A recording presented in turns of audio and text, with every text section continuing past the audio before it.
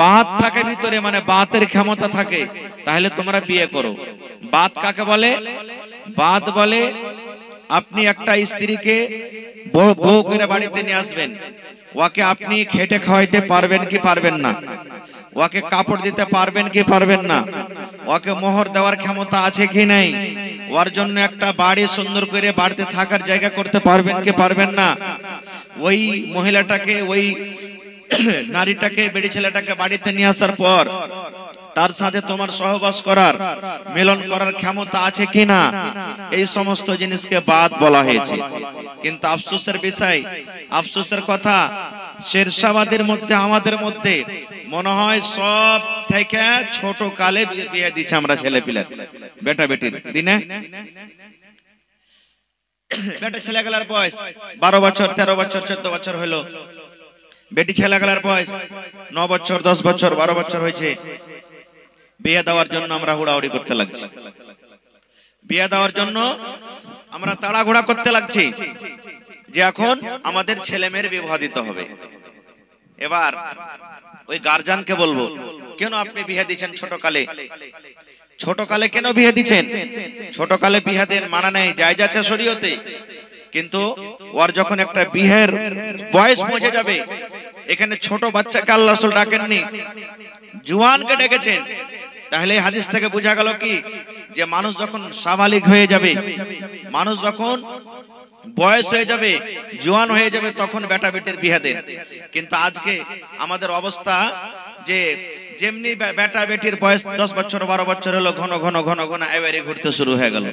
আমরাও টাকার লালচে পড়ে, লোভে পড়ে, যে 3 লাখ 2 লাখ 1.5 লাখ পাবো রে, দিয়ে দে ছেলেটার বিয়ে, একদিন তো বিয়ে দিতেই হবে, এই নিয়ে তো আমরা দিয়ে দিচ্ছি।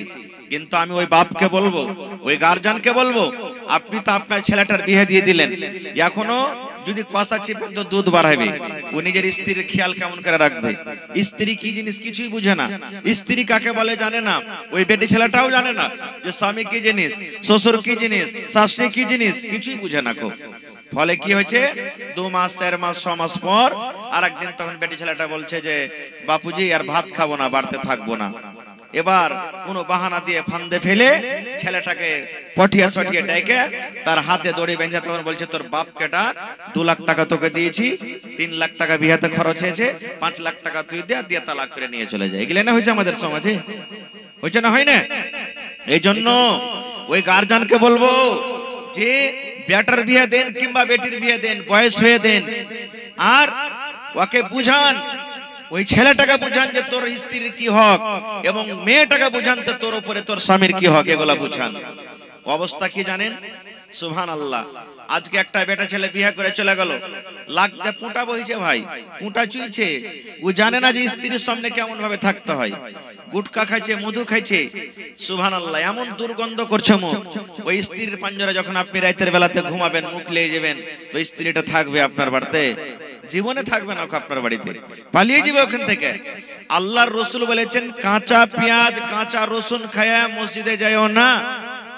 কাঁচা পেঁয়াজ খেলেন, কাঁচা পেঁয়াজ খেলেন, মানা নাই, খান, কিন্তু খাওয়ার পর হঠাৎ করে মসজিদে যেও না। কেন? যে মসজিদে যেতে গেলে তোমার মুখখানটা বাসনা করবে, দুর্গন্ধ করবে, করবে না? করবে না? নামাজ যেমনই পড়িতে আপনি খাড়া হয়েছেন, কাঁচা পেঁয়াজ কাঁচা রসুন যে খাড়িয়া নামাজ পড়বে, আপনি বুঝতে পারবেন যে এই কাঁচা পেঁয়াজ খেয়েছে। আপনার মনে দুঃখ হবে, তকলিফ হবে, আল্লাহর ফেরেশতারা থাকছেন আপনার সাথে, ওরা তকলিফ পাবে। এই জন্য আল্লাহ রাসূল বলেছেন, কাঁচা পেঁয়াজ কাঁচা রসুন খেয়ে তুমি মসজিদে যেও না। আর আপনি খাইনি, খায়া খায়া খায়া ভাই এই ঠোঁটখানটাকে 1 আঙ্গুল গাড্ডা করে দিয়েছে। কত মানুষ ভিতরে খাইনি লিয়ার করে রাতের বেলাতে ঘুমিয়ে যায়, সারা রাত খানিটা থেকে থেকে এমন বাসনা করে। আপ কহেন যে এরকম স্ত্রী ও তো মজবুর আছে, থাকছে তো মজবুরিতে থাকছে। সুবহানাল্লাহ, এরকম স্ত্রী তো ছেড়ে আপনাকে পালিয়ে যাবে, ছেড়া পালিয়ে যাবে। কত ভাই মধু মুখে ভরবে, কত ভাই আরো কিছু ভরবে মুখে, থেকে গেল সারা রাত। না ভাই, তকলিফ দিতে হবে না, খুব কষ্ট দিতে হবে না। সুবহানাল্লাহ, এইজন্য একটা পুরুষকে জানা দরকার যে আমাকে বাড়িতে স্ত্রী নিয়ে আসতে হবে, কি হক। আল্লাহ রাসূলের জামানাতে এক বাপ নিজের বেটির বিয়ে দিবে, বাপ নিজের বেটির বিয়ে দিবে, বেটি বলছে আব্বা আমি এখন বিয়ে শাদী করব না, খুব বিয়ে শাদী করব না। খুব এবার সেই বাপ নবীর দরবারে চলে গেলেন, যাওয়ার পর বলছেন, হুজুর আমার মেয়ের আমি বিবাহ দিব, বেটির বিয়ে দিব, আমার বেটি রাজি নাই, বিয়ে করতে চায় না, আপনি তাকে একটু জিজ্ঞাসা করেন তো কারণটা কি। আল্লাহ রাসূল বললেন যে তোমার বেটিকে এনেছো, বলছেন না, বলে যাও তোমার বেটিকে নিয়ে এসো। পরের দিন বেটিকে সাথে করে নবীর দরবারে চলে গেছেন। এবার আল্লাহ রাসূল বলছেন যে আরে আল্লাহর বান্দি, তোমার বাপ তোমার জন্য একটা খুব সুন্দর ছেলে দেখেছে, তো তোমার বিয়ে দিবে, তো তুমি ইনকার করছো, কারণটা কি? এই আমার ভাইরা মায়েরা খালারা শুনেন। এবার সেই বেটি ছেলে কি বলছেন জানেন? আল্লাহর নবী গো, বাপ আমার বিয়ে দিবে, আমি রাজি হয়ে যাব গো নবীজি, কিন্তু বিয়ে করার আগে একটা জিনিস আমার দরকার আছে, একটা জিনিস আমি জানতে চাই। আল্লাহ রাসূল বললেন ও আল্লাহর বান্দি, কি তুমি জানতে চাও, কি তোমার দরকার রয়েছে বলো। এইবারে সেই বেটি ছেলে বলছেন আল্লাহ নবী গো, আমি একটা মেয়ে ছেলে মানুষ, হয়তো আমার বিয়ে হয়ে গেল, ধরেন আমি শ্বশুরের বাড়ি আমি চলে গেলাম, বিয়ে করার পর যে আমার স্বামী আছে আমাকে নিজের বাড়িতে নিয়ে চলে গেল, তার বাড়িতে যাওয়ার পর আমার স্বামীর আমার পরে কতটুকু হক রয়েছে গো আল্লাহর নবী, আমার স্বামীর কতটুকু আমাকে কথা মেনে চলতে হবে, আমার স্বামীর আমার পরে কতটুকু হক রয়েছে, আমার স্বামীর কতটুকু কথা আমাকে শুনতে হবে, একটু দয়া করে বলে দেন। এ আমার মায়েরা খালারা শোনেন। এইবারে আল্লাহ রাসূল বললেন মহিলা, যখন তোমার বিয়ে হয়ে গেল, যখন তুমি শ্বশুরের বাড়িতে চলে যাবে, তোমার উপরে তোমার স্বামীর অতটুকু হক রয়েছে, তোমাকে তোমার স্বামীর অতটুকু কথা মেনে চলতে হবে, শুনতে হবে। তোমার স্বামীর গতরে যদি ফোট হয়ে যায়, তোমার স্বামীর গায়ে যদি ঘা হয়ে যায়, তোমার স্বামীর গতরে ফোট হয়েছে, ফোট পেকে গেছে, ঘা পেকে গেছে, পুজ চুইছে, রক্ত বইছে, এই মতো অবস্থাতে তোমার স্বামী যদি তোমাকে বলে বিবি রে, এই আমার ঘাটাকে তুমি সাফ করে দাও, এই ফোটটা পেকে গেছে সাফ করে দাও, কি দিয়া সাফ করবে রে বিবি? তোমাকে আল্লাহ তাবারাক ওয়া তাআলা বাড়িতে পানি দিয়েছে, কল আছে তোমার বাড়িতে, যদি তুমি বলো পানি দিয়ে ধোবো, চলবে না। আল্লাহ রাসূল বলছেন মহিলা, তোমার স্বামী যদি তোমাকে বলে এ আমার বিবি, ও আমার স্ত্রী, তুমি শুনে নাও, পানি দিয়ে সাফ করতে হবে না, তুলা দিয়ে সাফ করতে হবে না, কাপড় দিয়ে সাফ করতে হবে না রে বিবি, আল্লাহ রাব্বুল আলামিন তোমাকে জিহ্বা দান করেছেন, ওই জিহ্বা দিয়ে সুবহানাল্লাহ, যদি স্বামী বলে জিহ্বা দিয়ে চেটে চেটে চেটে চেটে চেটে তুমি রক্তকে সাফ করে দাও, জিহ্বা দিয়ে চেটে চেটে তুমি ঘাকে সাফ করে দাও। আল্লাহর নবী বলেছেন মহিলা, তুমি ইনকার করতে পাবে না, ইনকার করতে পাবে না, তুমি এই কথা বলতে পাবে না স্বামী গো এই কাজ আমি করতে পারবো না। আল্লাহ রাসূল বলেছেন তোমার স্বামী যদি বলে বিবিরি জিহ্বা দিয়ে চেটে চেটে চেটে তুমি ঘাকে সাফ করে দাও, আল্লাহ রাসূল বলেছেন তোমাকে জিহ্বা দিয়ে চেটে চেটে চেটে তোমাকে সাফ করতে হবে। এগুলা কোথায় শিখবে, কখন শিখবে? বিয়ে করার আগে শিখতে হবে। কত ভাইকে দেখবেন ও চকে রসগোল্লা খেয়েছে, হোটেলে ভাত খেয়েছে, বাড়িতে ভাত খেয়েছে, বাড়িতে শাক খেয়েছে, দাঁতে শাক লেগে আছে, দাঁতে ভাত লেগে আছে, দাঁতে গোশ লেগে আছে, এরকমই দাঁত নিয়ে এবার বিছানে ঘুমিয়ে গেল। স্ত্রীটা কষ্ট পাবে না?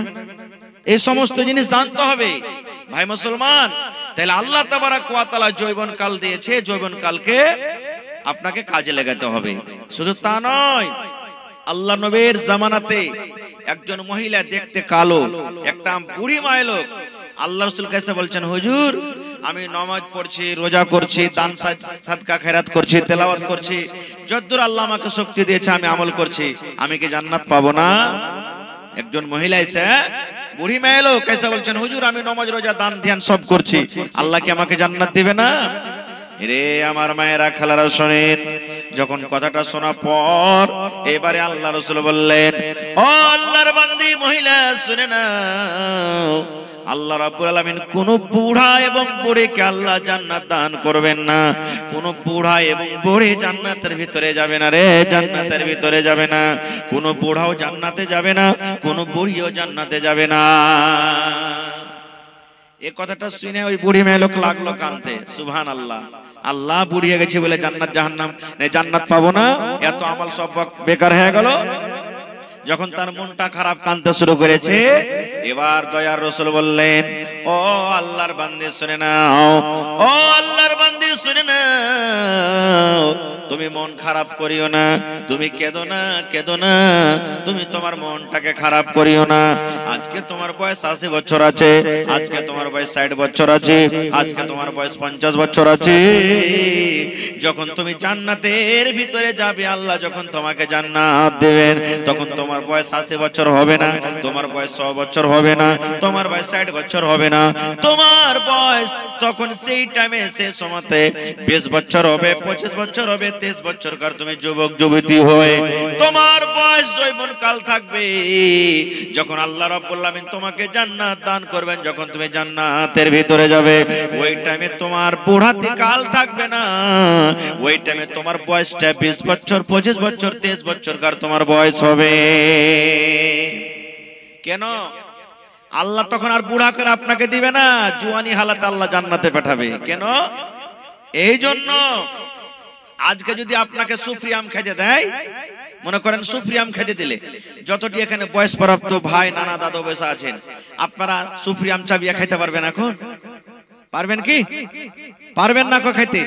কড়া জিনিস একবারে পারবেন তো গুলগুলে, তা ওই গুলগুলের মধ্যে আঠিটা তো গুলগুলা হয় না, বিচ্ছি গলা যে ভিতরে আছে, ওইগুলাকে আপনি দাঁতে লেড়ে চেড়ে খাবেন। দেখবেন ইফতারের টাইমে কত ভাইকে দেখবেন যে বাদাম লিয়ে ঘুগনি লিয়ে বসেছে, আগতি 5 মিনিট আগে বসেছে, ঘুগনি যখন থালাতে দিবে তো ভেঙ্গা ভেঙ্গা ভেঙ্গা ভেঙ্গা ভেঙ্গা ওকে ছাতু করবে, তারপরে ইফতারের টাইমে খাবে। কেন? ও আর চাবাইতে পারবে না। এবার বুড়াতি কালে যদি আল্লাহ জান্নাতে দেয়, তো জান্নাতে কেলা আছে, জান্নাতে আম আছে, জান্নাতে সেব আছে, কত রকম ফল আছে। এবার কড়া ফল যদি আল্লাহ দিয়ে দেয়, তো বুড়া মানুষরা খাইতে পারবে? পারবে না। আরো মেলায় কারণ আছে। এই জন্য জান্নাতে মজা নিবে কারা? যুবকেরা। যুবক হয়ে আল্লাহ তাবারাক ওয়া তাআলা জান্নাত দান করবেন। তাহলে আল্লাহ রাব্বুল আলামিনের নিকটে কত যুবকের আহমিয়ত ফজিলত দেখেন। আরেকটু আগে চলেন।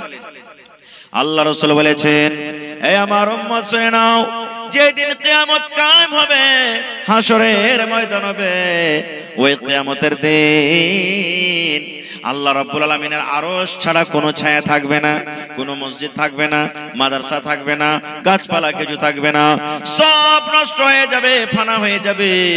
কিয়ামতের একটা দিন হবে 50,000 বছরকার সমান দিন হবে। আর মাথার উপরে সূর্য থাকবে। যে যেমন পাপ করবে, নিজের পাপের কারণে মানুষ কারোর হাঁটু পর্যন্ত ঘাম হবে, কারোর কোমর পর্যন্ত ঘাম হবে, কারোর বুক পর্যন্ত ঘাম হবে, কোন মানুষের থুতনি পর্যন্ত ঘাম হবে। যে যেমন দুনিয়াতে গুনাহ করবে, পাপ করবে, নিজের ঘামের অবস্থাতে থাকবে। আল্লাহ রাসূল বলেছেন, ওই কিয়ামতের দিন মানুষের মাথার উপরে সূর্য থাকবে, মানুষ সেদিন রোদ গরম সহ্য করতে পারবে না। কত কঠিন দিন হবে ওরে আল্লাহ। আল্লাহ রাব্বুল আলামিন ওই কিয়ামতের ভয় দেখাতে গিয়ে, কিয়ামতের বয়ান করতে গিয়ে আল্লাহ সূরাতুল হজে বলছেন, ওরে দুনিয়ার মানুষ তোমরা শুনে নাও, আজকে আমার বাড়িতে মায়েরা খালারা আছেন, বাড়িতে বোন আছে, বিবি আছে। বাড়িতে যখন মায়েরা খালারা যখন বাচ্চা জন্ম দেয়, ওই আমার বোনেরা বিবিরা যখন বাচ্চা জন্ম দেয়, কত কষ্ট হয়, হাউমাউ করে চিৎকার করে। বাচ্চা হওয়ার টাইমে এক একটা ব্যথা, এক একটা জ্বালা যন্ত্রণা এমন আছে, মায়েরা মনে করে আল্লাহ তুমি মত দিয়া দাও, আমার মরে যাওয়া ভালো। আল্লাহ এরকম কষ্ট আমার জীবনে আর সহ্য হয় না, আল্লাহ এরকম কষ্ট আমি আর সইতে পারি না, এরকম কষ্ট। আল্লাহ রাব্বুল আলামিন কোরআনে বলে, বান্দারে ওই কিয়ামতের দিন এমন কঠিন দিন হবে, এমন ভয়ঙ্কর দিন হবে, খতরনাক দিন হবে। আল্লাহ বলেন সূরাতুল হজে, দেখবেন উর্দু পড়ে তরজমা শুরু থেকে দেখে নেবেন। আল্লাহ সূরাতুল হজে বলেন, বান্দারে কিয়ামতের দিনটা এমন কঠিন দিন হবে, কিয়ামতের দিনটা এমন ভয়ঙ্কর দিন হবে। কিয়ামতের দিন যদি কোনো মহিলার পেট থেকে বাচ্চা খালাস হয়ে যায়, বাচ্চা হওয়ার সময়তে এত কষ্ট হয়, তবে কিয়ামতের ভয়ের কারণে কত মা খালা এমন আছে, বাচ্চা যদি খালাস হয়ে যাবে, মা ওই বোন ওই দিদি জানতে পারবে না যে আমার পেটে বাচ্চা আছে কিনা। এত কঠিন দিন হবে ওই কিয়ামতের দিনের ব্যাপারে আল্লাহ রাসূল বলেছেন, 7 রকম যারা আমল করবে, 7 রকম দুনিয়াতে যারা কাজ করবে, আল্লাহ তাবারাক ওয়া তাআলা নিজের আরশের তলাতে ডাকবেন। আজকে মাথার উপরে পিণ্ডাল আছে কেন? শীত না লাগে, ঠান্ডা না লাগে। তো আল্লাহ তাবারাক ওয়া তাআলা কিয়ামতের দিন নিজের আরশ ছাড়া কোনো ছাইয়া থাকবে না, কোনো রকমের ছাইয়া থাকবে না। ওই আরশের তলাতে কে জায়গা পাবে? 7 প্রকারের মানুষ পাবে। 7 প্রকারের মধ্যে 6 প্রকারকে বাদ দিয়ে দিলাম, আল্লাহ বাচ্চারাকে ইনশাআল্লাহ কোনদিন বলবো। তার মধ্যে একটা লোক হবে কি? ওয়াশাবুন নাশা ফি ইবাদাতিল্লাহ। 7 প্রকারের মধ্যে 1 প্রকারের মানুষ হবে। ও আমার খুঁটিয়া ছেলে গ্রামের নওজওয়ান যুবক শুনে নাও, আল্লাহ রাব্বুল আলামিন নবী বলেছেন 7 প্রকারের মধ্যে ওই নওজওয়ানকে আল্লাহ কিয়ামতের দিন ডাকবেন, ওই যুবককে আল্লাহ কিয়ামতের দিন ডাকবেন। ও আব্দুল্লাহ, আব্দুর রহমান, আব্দুল সাত্তার, খালেদা, হাবিবা, জায়েদা, শুন, তোরা নিজের জীবন কালকে একমাত্র আল্লাহর ইবাদতে কাটিয়েছিলি, একমাত্র আল্লাহর জিকির আজকারে বান্দেগিতে কাটিয়েছিলি। আজকে আমি আল্লাহ রাব্বুল আলামিন তোমাদেরকে পারমিশন দিয়ে দিলাম, আমি আল্লাহ তোমাদেরকে ডাক দিয়েছি, এসো এসো তোমরা নিজের আরশের তলাতে আজকে জায়গাটা নিয়ে নাও। এত বড় ফজিলত নওজওয়ানের ঘে, সুবহানাল্লাহ। আজকে আমাদের নওজওয়ান বিগড়ে গেল। নওজওয়ান আজকে কোথা থেকে কোথা চলে গেল। যেই নওজওয়ান রাত দিন ইবাদত করেছেন আল্লাহর নবীর জামানাতে, তাদের ইবাদত দেখে বান্দেগি দেখে আল্লাহ রাসূল মানা করেছেন যে এত ইবাদত করিও না খুব। আর আজকে ওই হতভাগা আমরা মুসলমান, যে আজকে আমাদের নওজওয়ান শরীয়ত থেকে এত দূরে চলে গেল যে তারাকে ডাইকা ডেকে মজলিসে পাওয়া যায় না, মসজিদে পাওয়া যায় না। আজকে আমাদের সময় কোথায় কাটছে জানতে পারছেন? সময় কিভাবে কাটাচ্ছি? আজকে আমরা জওয়ানি কালে শক্তির গরম দেখাচ্ছি কখন? দিনের কাজে দেখাবো না। আজকে জালসা হয়েছে, এই জিনিসটা দেখাবো না। আরে চল আমাদের মসজিদের জন্য জালসা আছে, তাড়াতাড়ি করে চল, ওখানে সবকে ঢেকে হেঁকে আমরা বসবো, আর বসার পর কিছু শুনবো আর দান করবো, মসজিদ বানাইতে হবে। আমরা ল্যাপের মধ্যে সাঁধিয়ে গেছি আর বলছি যে ঠান্ডার সময় জালসা লাগালছি, এখন মসজিদে যে কি হবে, জালসাতে যে কি হবে। এই যুবক, আমি পরে বলছি হাদিসটা, এই যে সময় আপনি আজকে বাড়িতে বসে আছেন, রাস্তাতে দোকানে বসে আছেন, জালসাকে আসেন না, কিয়ামতের দিনে সময় সম্পর্কে আপনাকে আল্লাহ রাব্বুল আলামিন জিজ্ঞাসা করবেন, বান্দা তোমাকে আমি একটা খুব সুন্দর সময় দিয়েছিলাম, কেন তুমি মজলিসে হাজির হওনি? আজকে কবরের খবর পাওয়া যায় না। কত লোক মা চলে গেছেন, কার দাদু চলে গেছেন, কার দাদি চলে গেছেন, কার নানা নানি চলে গেছেন কবরে। জিজ্ঞাসা করেন তাদের অবস্থা, তারা আরজু করছে আল্লাহ জীবনে তুমি একবার আমাকে সময় দাও, যেতে দাও আল্লাহ, যা আমার দুনিয়াতে আছে বেঁচে খেছে আল্লাহ সব করে চলে আসবো, আল্লাহ একবার তুমি আমাকে আর সময় দাও আল্লাহ, আমার জীবনটা আর যদি একবার পেলি জীবনে গুনার কাজ করব না, নেকি করে আমি দুনিয়া থেকে চলে আসবো। সুবহানাল্লাহ। আচ্ছা, তো শুরুয়াতি বহনি দাম বিসমিল্লাহ 500 কেনা মামু, 1000 টাকা পুরা কমসে কম। হ্যাঁ আজা বল মামু, হ্যাঁ আর 500 টাকা দিয়ে 1000 টাকা পুরা মামু। হ্যাঁ ইনশাআল্লাহ আমি নিয়ত করেছি গ্রামে যে কমসে কম 100টা নওজোয়ান আপনারা আগে বেড়ে যান, 100টা নওজোয়ান আগে বাড়েন, 1000 2000 1000 2000 3000 5000 করে দিব, ইনশাআল্লাহ কাজ হবে আমাদের। আমি দোয়া করছি মামু, পরে ইনশাআল্লাহ এখন লেখেন আজাবল মামু 1000 আর তার মা দিয়েছে 200 টাকা, আমি পরে দোয়া করছি। তো ভাই মুসলমান, আল্লাহর নবীর জামানার একটা হাদিস বলছি।